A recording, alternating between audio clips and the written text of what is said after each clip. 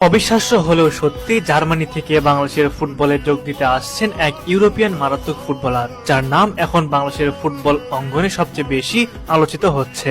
সেই ফুটবলের নাম আরদা ইসলাম। 4 বারের বিশ্ব চ্যাম্পিয়ন দেশ জার্মানিতে, যেখানে Antonio Rudiger, Toni Kroos, Thomas মুলারদের মতো তারকারা নিজেদের আলো ছড়ান, সেখানে নিয়মিত খেলছেন এই তরুণ বাংলাদেশি বংশোদ্ভূত ফুটবলার। জার্মানির থার্ড টায়ারের একটি ক্লাবে তার ধারাবাহিক পারফরমেন্স ও অসাধারণ গতি ইতিমধ্যে ইউরোপীয় ফুটবল মহলে দৃষ্টি কেড়েছে। ইয়াং ফুটবলার আরদা ইসলাম খেলেন রাইট উইং পজিশনে, যে জায়গায় বাংলাদেশের ফুটবলে দীর্ঘদিন ধরে স্পষ্ট দুর্বলতা দেখা যাচ্ছে।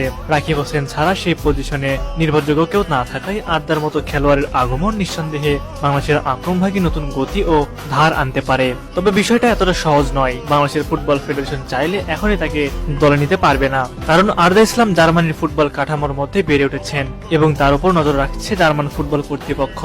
যদি তিনি একই ধারাবাহিকতায় খেলা চালিয়ে যেতে পারেন, তাহলে ভবিষ্যতে জার্মানির জাতীয় দলও ডাক পেতে পারেন তিনি।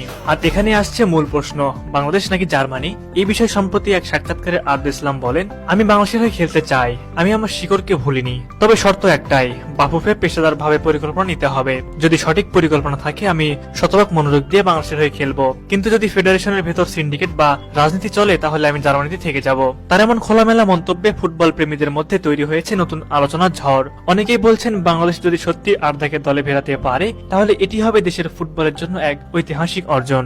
কারণ আরদা ইসলাম শুধু ইউরোপে প্রশিক্ষিত নন, তার খেলার ধরনও আধুনিক। গতি, ড্রিবলিং, ফিনিশিং আর বল কন্ট্রোলে তিনি অনেক এগিয়ে। ইউরোপীয় ফুটবলের স্কুলিং এ বড় হওয়ায় তার টেকনিক ও গেম সেন্স বাংলাদেশের তরুণ ফুটবলারদের জন্য অনুপ্রেরণার উৎস হতে পারে। এখন প্রশ্ন একটাই, শেষ পর্যন্ত কি হবে? বাংলাদেশ কি তাকে পেতে পারবে, নাকি জার্মানির জার্সিতেই দেখা যাবে এই বাংলাদেশি বংশোদ্ভূত তারকাকে?